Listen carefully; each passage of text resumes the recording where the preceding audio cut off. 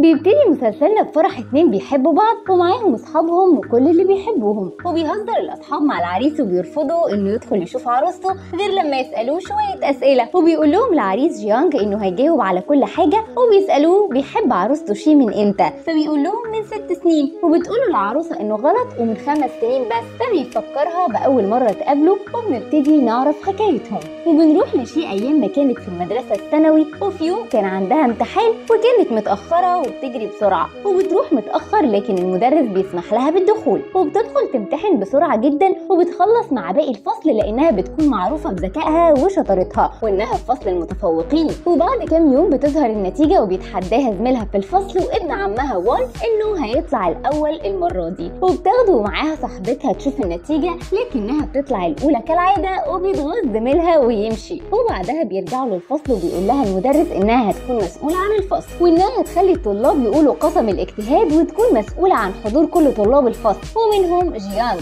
اللي دايما مش بيحضر. وبنروح لمحل انترنت وبيكون جيانج شغال فيه بيحجز للناس علشان يلعبوا، وبنرجع للشيء اللي بتساعدها صاحبتها علشان تقدر توصل لجيانج، وبتروح المكان اللي بيشتغل فيه وبتلاقي حد معاها في الفصل وناس بتضربه، فبتحاول تدافع عنه وبيشوفهم جيانج وبيتدخل وبيحل المشكله بينهم. وبعد ما بيحل المشكله بيشكره تشين وبيقول له جيانج انه ما بيعملش حاجه ببلاش وبيطلب منه فلوس، لكن الولد مش بيبقى معاه فبتضطر شي ان هي اللي تدفع علشان يسيب تشين يمشي من المكان. وبعد ما بيخرجوا بتتفق شي مع تشين انهم يخلوا جيانج يرجع معاهم المدرسه، وبيقطعوا الكهرباء عن المكان. ولما بيخرج جيانج يشوف ايه اللي حصل بتسرق شي الكمبيوتر بتاعه وبتمشي، وبيرجع مش بيلاقيه وبتسيب له رساله انه معاها ولو عايزه يرجع المدرسه. وتاني يوم بتروح المدرسه وبتكون في حفله القسم، وبتطلع شي تمثل فصلها، وبيروح لها جيانج علشان يرجع الكمبيوتر بتاعه، وبيدخل الفصل معاهم علشان يعرف يكلمها. واول ما الحصه بتخلص بيطلع يجري ورا شي وبتستخبى منه في الحمام، لكنه بيفضل واقف قدام الباب مستنيها تخرج، وبيقول لها انه مش هيسيبها. وبيحاول جيانج يمسك الباب علشان ياخد منها الكمبيوتر بتاعه لكنها بتنجح انها تقفل الباب، وبيفضل هو واقف بره ومستنيها. وبعد شويه بتزهق من الحبسه وبتطلع تتكلم معاه، وبياخد جيانج الدفتر بتاعها منها وما بيرضاش يرجعه لها غير لما ياخد الكمبيوتر بتاعه، فبتقول له انها سابته مع معلم الفصل بتاعهم، وهو خده وحطه في المكتب بتاعه. وبيروحوا على المكتب لكن بيكون الوقت اتاخر وكل اللي في المدرسه مشيوا وقفلوا مكاتبهم، وبيرجعوا بالليل وبيحاولوا يوصلوا للمكتب من غير ما الامن يشوفهم. وبيعطل جيانج كاميرات المراقبه وبيقدر يفتح المكتب، وبيدخل وبيلاقي الكمبيوتر بتاعه، وبتطلب منه شيء الدفتر بتاعها لكنه بيرفض يديهولها، وبيحطه في مكان عالي جدا وبيسيبها ويخرج. وبتحاول شيء توصل للدفتر لكن رجل الامن بيدخل المكتب وبيلاقيها، وبيعاقبها معلم الفصل وبتكون متضايقه جدا. وبتروح شي البيت وبتتفاجئ بالجيانج هناك لكنه بيكون لابس نظاره وبيحاول يقنعها انه اخوه الكبير مش هو، لكنها بتكون متضايقه جدا بسبب اللي عمله وان مامتها معاقباها بسبب اللي حصل. وبيتفقوا انهم يدخلوا منافسه في ماده الرياضيات، ولو كسب جيانج هيساعدها في الرياضيات ويرفع مستواها في مقابل انها تعامله كمعلم كويس وتساعده انه يكسب وظيفه معلم الرياضيات الجديد. اما لو كسبت شي المنافسه هيكلم مامتها ويعتذر لها، وبتكون شي واثقه جدا انها هتكسب المنافسه دي لانها عارفه انه طالب بليد ومش هيعرف يحل. ولما بتبدا المنافسه بتنبهر شي انه حل المساله بكذا طريقه وهي حلتها بطريقه واحده بس، وبيتنافسوا بالمكعبات وبينجح جيانج انه يرتبها بسرعه وبيكسب المنافسه ما بينهم. وبيدخل جيانج الفصل متاخر وبيلاحظ المعلم انه لابس زي المدرسه القديم، وبيطلب منه يدفع المصاريف علشان يستلم الزي الجديد، وبيكلف شي انها تاخد منه الفلوس. وبعد الامتحان بتطلب منه شي المصاريف لكنه بيقول لها انه مش معاه وبيسيبها ويمشي، لكنها بتفضل تلحقه. وبتفضل شي تلاحق جيانج في مكان ما يروح علشان تاخد منه المصاريف لكنه بيرفض يديها لها. وبيوصل على المكان اللي بيشتغل فيه وهي بتهدده انه لو ما دفعش هتكلم اهله، وفي وسط الكلام بيجيله تليفون وبيستأذن من صاحب الشغل انه يمشي بسرعه، فبتقلق شي اللي بتفضل مراقباه من غير ما ياخد باله لحد ما بيوصل لست عجوزه، وبتعرف انها جدته وانه بيساعدها بالفلوس كل شهر. وبعدها بتقرر شي انها تروح للمعلم وتدفع مصاريف جيانج بداله. وبنرجع للفصل وبيدخل المعلم وهو غضبان جدا من درجاتهم في الامتحان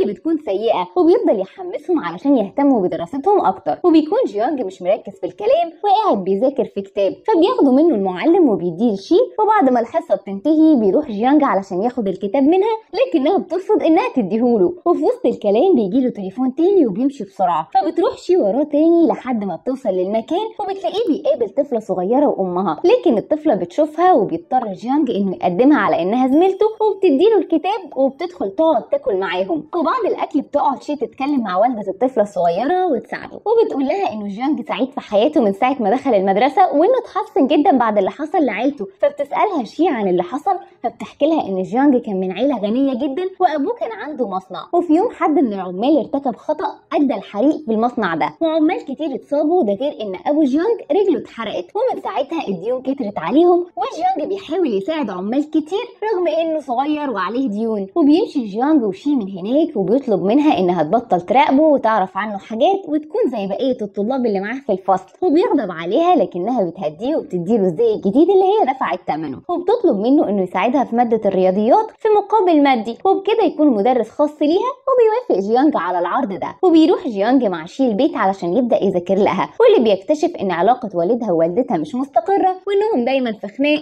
لكنه ما بيهتمش. وبعد ما بيخلص بيكون في طريقه للبيت وبيقابل بعض الشباب اللي كانوا معاه في الشغل واخدوا منه فلوس، وبيطلب منهم الفلوس وبيدوها له بعد وقت كتير. وبيكون وان واقف بعيد وشايف كل ده، وبعد ما الشباب بتمشي بيشوفوا وان وبيتخانقوا معاه وبياخدوا منه حاجته، لكن جيانج بيرجع وبيتخانق معاهم وبيرجع لوان حاجته، بس بيكتشف انهم اخدوا منه الزي بتاعه اثناء الخناقه. وبنروح للمدرسه اللي بيكون فيها زياره لناس مهمه علشان يقيموا ادائها، وفجاه بيحصل دوشه قدام الباب وبيكون الشباب اللي جيانج اتخانق معاهم جايين ياخدوا حقهم، وبيروح لهم المعلم وبيحاول يسكتهم، فبيقولوا له ان الطالب اللي كان لابس الزي بتاع المدرسه بتاعهم اتخانق معاهم وضربهم واخد فلوسهم، والطالب ده اسمه جيانج. وبنروح لمدير المدرسه اللي بيكون متضايق جدا من اللي حصل، وبيزعق لجيانج وبيهدده بالرفض لو تقييم المدرسه جه وحش بسبب اللي حصل ده. وبيدخل وان وبيشهد على جيانج انه اتفق مع حد من الشباب دي علشان يسرقه، واللي بيزود غضب المدير اكتر،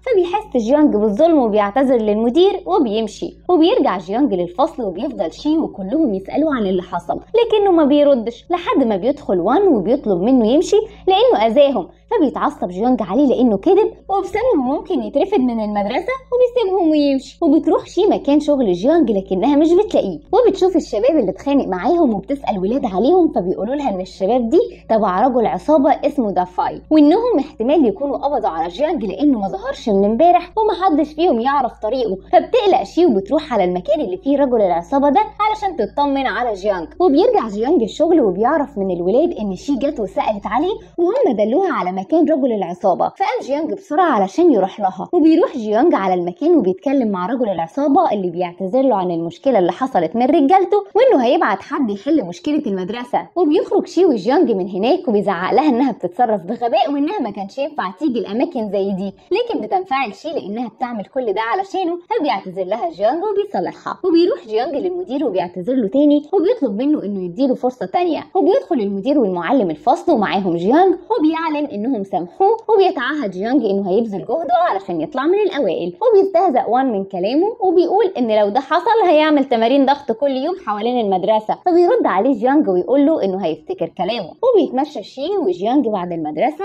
وبتقول له شي ان درجاتها في الرياضيات اتحسنت وانه ممكن يسيب شغله في مقهى الانترنت ويتفرغ للتدريس، وفي نفس الوقت هي هتساعده انه يتفوق في بقيه المواد، لكنه بيرفض وبيختفي من جنبها. فبتروح له شي على مكان الشغل وبتسال عليه، ولما بتلاقيه بتكتشف انه عايش في اوضه جوه المقهى ده ومش مجرد مكان للشغل بس. وبتلاحظ تشو ان صديقتها شي متغيره جدا وانها ما بقتش بتتكلم وتسهر معاها زي الاول، وبتتكلم مع تشين في الموضوع ده وبتقول له انها بتلاحظ ان تدريباتها زادت وكمان درجاتها في الامتحانات اتحسنت عن الاول، وبتتعجب هي بتعمل ايه وبتقعد تفكر معاه لكن ما بيوصلوش لحاجه. وبتراقبها تشو علشان تحاول تعرف، وفجاه شي بيجي لها رساله من المدير قريب من مقهى الانترنت وبتشوفه فعلا وبتلحق تستخبى، وبتكلم جيانج تحذره علشان المدير ما يشوفوش، وبيلحق يستخبى هو وتشين وبيشكروا تشين انه انقذه قبل ما المدير اللي هو يبقى اصلا ابوه يشوفه. وبتنتهي فتره الامتحانات وبيروح وان علشان يشوف النتيجه وبيبص على درجات جيانج وبيلاقيها زادت وما بيكونش مصدق، وبيروح له وبيتهمه انه غش من اللي جنبه، فبيطلب منه جيانج انه يكون قد كلامه اللي قاله قبل كده، فبيتحداه وان انه لو جاوب على الاسئله قدام عينه هينفذ كلامه. وبتطلع شي وبتكتب الاسئله اللي بيجاوب عليها جيانج صح، وبيتصدم وان وبيروح ينفذ كلامه قدام المدرسه كلها. وبيجي ميعاد امتحان التربيه البدنيه واللي بيكون عباره عن سباق، واللي يكسب فيه بياخد درجات اكتر وبيتأهل للجامعة. وبتكون شي متوترة جدا وجيانج واقف متابعها وبيبدأ السباق، وبتقدر شي انها تكسبه وتاخد اعلى نقط. وبتلاحظ تشو ان وان متضايق وبتروح تحاول تهزر معاه لكنه بيزعق لها وبيسيبها ويمشي.